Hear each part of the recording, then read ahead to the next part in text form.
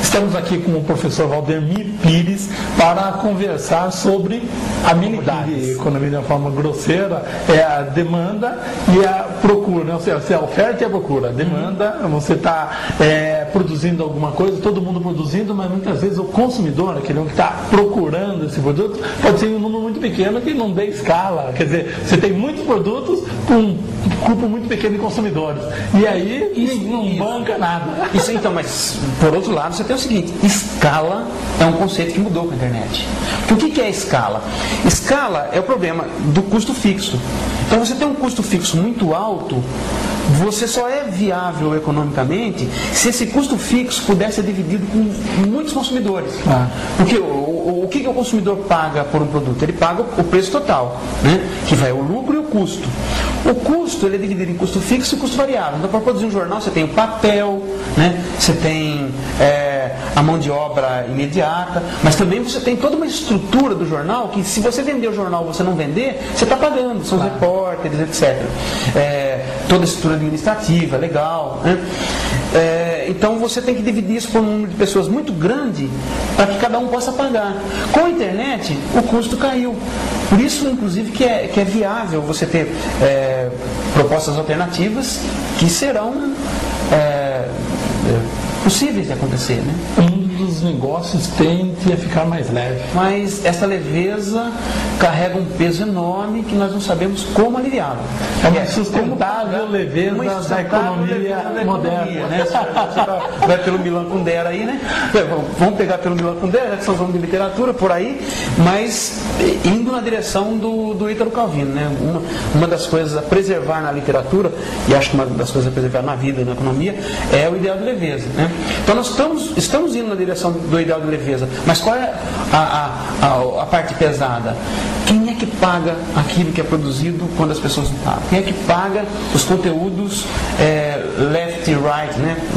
Os direitos autorais? Porque um artista para viver, um intelectual para viver, para produzir, quem é que põe pão na mesa dele? Esse é o problema. Então, mas eu acho que se ele for intelectual e ele for bom mesmo, ele vai encontrar uma forma de sobreviver.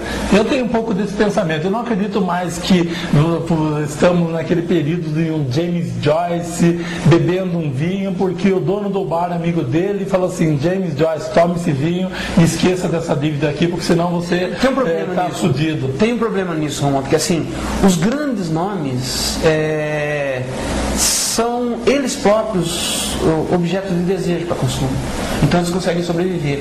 O problema são aqueles que não são grandes nomes. E nós não podemos viver só de grandes nomes na academia, na literatura. Mas isso é a história da humanidade, ela passa por esse viés, né, de dificuldade de atender a todos. Não estou nem vendo pelo ponto de vista marxista, não é essa a questão, não.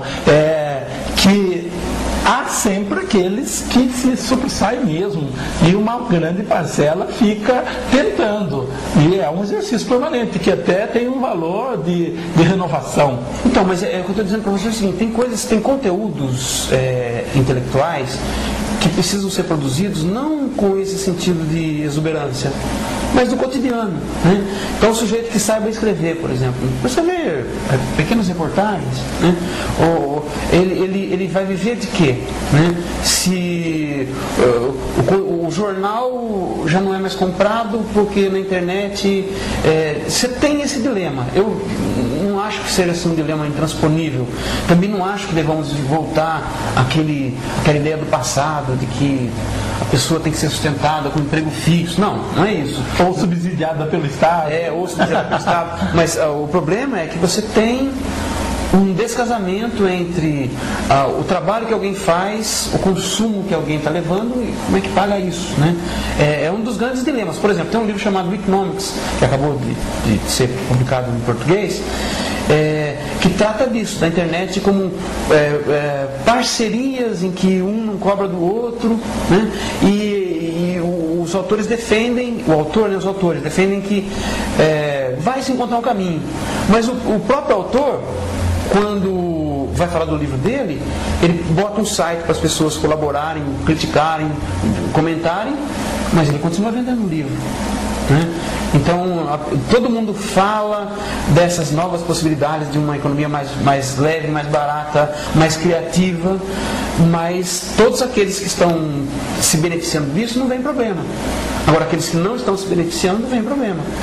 Mas é um exercício permanente que cada um entra com a sua parte para tentar equacionar esse problema, não é? Porque ninguém vai ter uma fórmula adequada, a não ser que você tenha um Estado coordenador, centralizador, que fala assim, olha, a regra é essa e eu vou estar aqui organizando essa estrutura toda.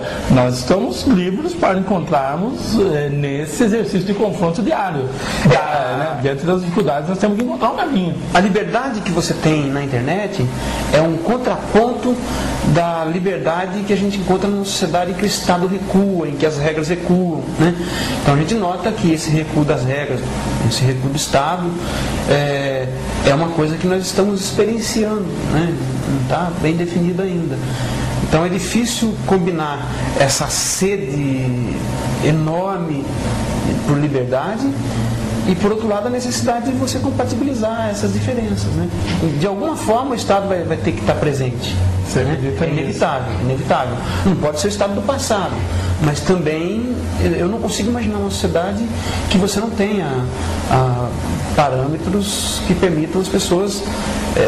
porque o que é essa coisa de trabalhar e vender o seu serviço? É um contrato, né? Quem é que vai garantir contratos? Né? Nós precisamos ainda de contrato. Quando você entra na internet e vê o conteúdo grátis, você assinou um contrato. Né? O uso que você pode ter, que você não vai pagar nada. Agora, a pessoa que está te fornecendo, ela pode estar fornecendo gratuitamente, mas alguém está pagando. O Google é uma maravilha. Tudo grátis, né? Google Analytics, Google Maps, o Busca, né? Conteúdos, mas alguém está pagando. Né? Qual é o mecanismo de pagamento que tem nisso? Mas aí, isso que eu digo, existe uma nova engenharia econômica vigente, existe uma nova engenharia que as pessoas precisam compreender, não é mais na fórmula direta de outrora. Então, verdade. Como que você chega a equacionar o seu problema pessoal de não ter grana, ter um projeto alternativo e sobreviver disso? Como eu acho, não é o Estado que vai resolver isso daí mesmo, no meu entender. Vai ser a pessoa dentro desse mercado. Como? Interagindo. Então essa interatividade ela tem que ser permanente e em algum momento ela vai achar a brecha dela. Ou ela vai mudar de função. Só vão sobreviver, eu acho, aqueles que tiverem mais aptidão diante dessa complexidade. Senão você vai até exercitar aquilo que você gosta, mas fazendo como fundamental uma outra atividade. Ou seja, essa atividade fundamental que vai te pagar. E o que você gostava vira uma parte alternativa. E talvez até essa parte que te paga, a hora que vê a eficiência do seu alternativo, ela aí então vai perceber a grandeza daquilo e talvez permitir que aquilo seja incorporado a uma indústria, a uma estrutura economicamente viável para você. Né, em relação àquele segundo negócio. Claro, acho que você aponta aí um caminho interessante.